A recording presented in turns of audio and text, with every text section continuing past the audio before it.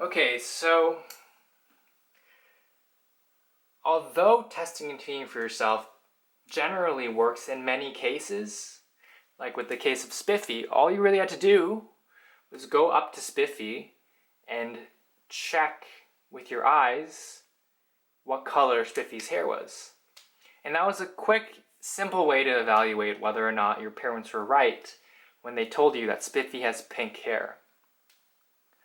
And in a lot of cases in life, that might be how you evaluate whether or not something is true or false. You test and see for yourself.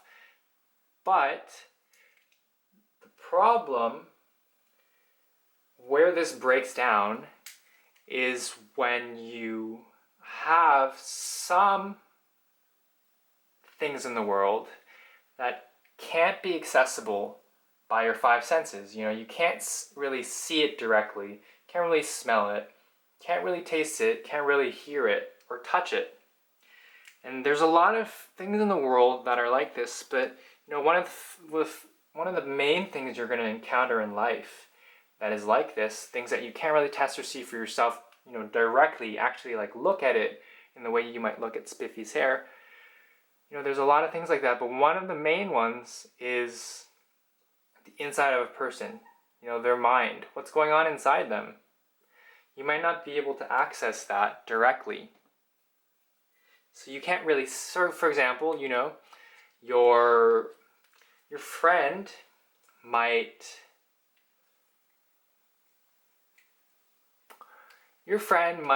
be, let's say you have a friend here. Let's say that your friend is kind of sad today.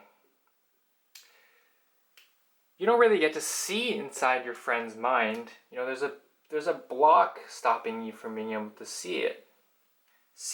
You don't really see the sadness that your friend has, right? That is not really accessible to your five senses. But you can find out whether or not your friend is sad from other things that your friend might do that tend to tell you that that person, that your friend, is in fact actually sad. So for example, your friend, the simple one is that your friend might be frowning, right? Your friend might cry. Your friend might not be very talkative today. He's usually very talkative, and you see that. And so all these factors, all these things that your friend is expressing through his actions, the way he's behaving, those things tell you something about what's going on inside of him. So there are things that you can test and see for yourself that tell you about something that you can't really test and see for yourself, which is his sadness. You can't really see that, but you can see other things that tell you about his sadness and tell you that he might in fact be sad. And so what you're doing here in these cases is you're not really testing and seeing for yourself. You're actually, this is a technical term, it's called an inference. So this is the second way that you often evaluate for truth in the world, right? You can't really, in cases where you can't really see the thing in question that you're trying to evaluate, you have to find other things like markers that suggest that that thing is in fact there. And that's basically what an inference is. It is finding out something about A through B.